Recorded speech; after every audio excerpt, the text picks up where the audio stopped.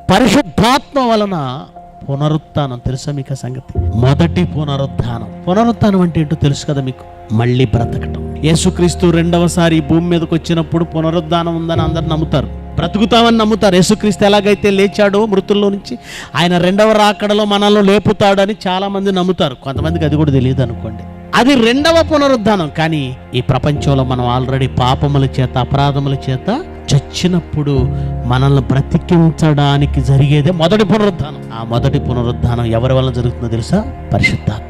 నీటి మూలముగాను ఆత్మ మూలంగాను నువ్వు మళ్ళీ బ్రతుకుతున్నావు, మళ్ళీ పుడుతున్నావు. పునర్జన్మ సంబంధమైన స్నానం, దాన్ని బాప్తిజం అంటారు. బాప్తిజం తీసుకోవడం అంటే పెళ్లికి తీసుకునేది కాదండి, పెళ్లికి తీసుకునేది కాదు. ఆర్షియం ఫాదర్లు ఉంటారా, వాళ్ళ దగ్గరికి పెళ్లి చేయమని వెళ్ళారు అనుకోండి, మీరిద్దరు బాప్తిజం తీసుకుని రండి చేస్తానంటారు.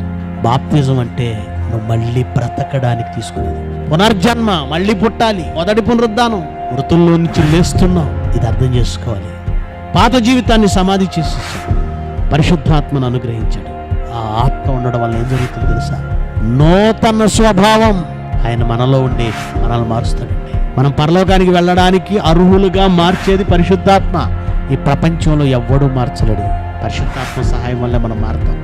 అదే పరిశుద్ధాత్మ మనలో అంతం వరకు మనం నిలబెట్టుకోగలిగితే పరలోకానికి వారసులం అయిపోతాం.